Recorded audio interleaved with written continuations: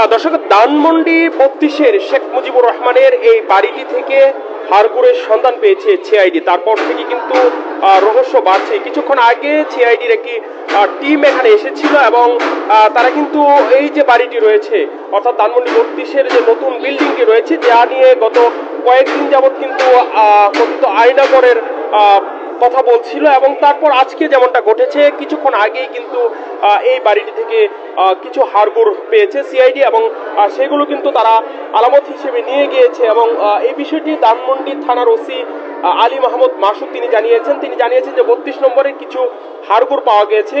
এখন সেগুলো মানুষের নাকি অন্য কোনো প্রাণীর সেটি নিশ্চিত হতে সিআইডি ক্রাইম সিন ইউনিট এসে আলামত সংগ্রহ করেছে। আলামত সংগ্রহ শেষে সকাল 10টা, সোয়া 10টার দিকে সিআইডি টিম এই যে আলামত, সেই আলামতগুলো কিন্তু নিয়ে চলে গিয়েছে। দর্শক, আপনারা জানেন গত 5ই ফেব্রুয়ারি মূলত শেখ হাসিনার অনলাইনে বক্তব্য দেওয়াকে কেন্দ্র করে ৩২ নম্বরের শেখ মুজিবুর রহমানের বাড়িতে ভাঙচুর চালায় বিক্ষুব্ধ ছাত্র জনতা। বাড়ির পাশেই নির্মাণাধীন যেই ভবনটি রয়েছে, আমরা এই মুহূর্তে উপস্থিত আছি, এখানেই কিন্তু মানুষ এসে ভিড় করছে। এই বাড়িটির বেসমেন্টের জায়গা নিয়ে কয়েকদিন যাবৎ কিন্তু সমালোচনা চলছিল। সেটি সম্পর্কে আজকে কিন্তু সিআইডির পক্ষ থেকে এখানে এসেছিল, সিআইডি টিম এসেছিল, তারা কিন্তু কিছু হাড়গোড় পেয়েছে। সেই বিষয়গুলো নিয়ে কিন্তু এই মুহূর্তে আলোচনা চলছে। আমরা একটু কথা বলি। এখানে আপনারা দেখতে পাচ্ছেন যে উৎসুক জনতার ভিড় কিন্তু লেগেই আছে।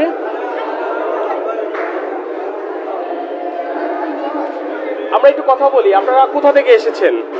মোহাম্মদপুর থেকে আসছি। দেখতে এসেছেন? জি জি জি। আচ্ছা, এখানে সিআইডি এসেছিল কিছুক্ষণ আগে, তারা কিছু হাড়গোড় পেয়েছে, তো বিষয়টা আপনারা কিভাবে দেখছেন? আমাদের তো সন্দেহ হয় যে যখন স্বৈরাচার ছিল তার গোপনীয় কাজগুলো এখানে মনে করছে, যেটা বেশি জরুরি এটা এখানেই করছে। এই হাড়গোড়গুলো আপনাদের কাছে কি মনে হয়? এগুলো তো মানুষের হাড়গোড়। যারা স্বৈরাচারের বিরুদ্ধে কথা বলছে তাদেরকে এখানে ঢুকাই দিছে, একেবারে সব শেষ, নিশ্চিহ্ন হয়ে গেছে তার বিরুদ্ধে যারা, তাদেরকে এনে ইয়ে করতে গুম করে ফেলতো মনে হয়, এরকম ধারণা করি আর কি। আমরা চাই স্বৈরাচার মুক্ত দেশ চাই, দেশটা স্বৈরাচার মুক্ত হোক।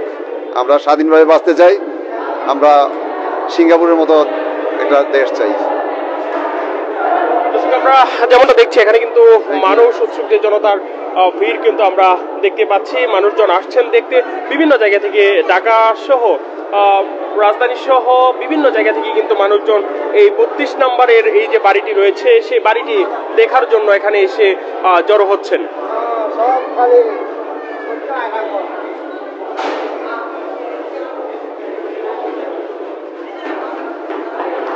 10টা নাগাদ কিন্তু সিআইডির একটি টিম এসেছিল, তারা এখানে কিছু হাড়গোড় পেয়েছে এবং সেগুলো সংগ্রহ করে তারা নিয়ে গেছে। আমরা একটু কথা বলি। আপনার সাথে কোথা থেকে এসেছেন?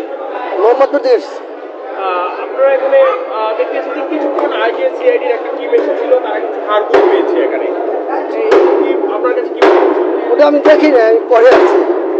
ওভারঅল এই বিষয়গুলো কি মনে হচ্ছে আপনার কাছে? দেখতে আসছি যে ভাঙতে চড়তে আসছে, কি অবস্থা, পরিস্থিতি কি, এত বছরে বাড়িঘর জোয়ার, মানুষ আড্ডি উড্ডি আছে বলতে আসছে, যাই দেখে আসি, এই জন্য বাস্তবতা আসছে। আপনারা কি চান? আমরা কি বলবো আর, যাক যেটা সরকার ভালো মনে করে করবে আর কি। আপনি বিষয়টা কিভাবে দেখছেন? আমি বিষয়টা এটা ইতিহাস বলে দিবে, আমি কি বলবো, কালের আগামীতে যে ইতিহাস হবে এটা ইতিহাস হয়ে থাকবো। স্বাধীনতার 53 বছর পরে এরকম ঘটনা, এটা তো ইতিহাস নির্ধারণ করবে যে ভবিষ্যতে এটা কি হবে। টেলিভিশনে দেখলাম, তাই সরজমিনে দেখতে আসলাম বরিশাল থেকে। তারপরে তো এটা দুঃখজনক ঘটনা তো বটেই।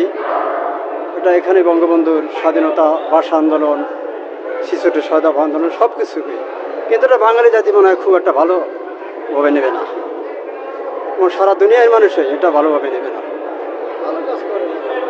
কোনো মতে।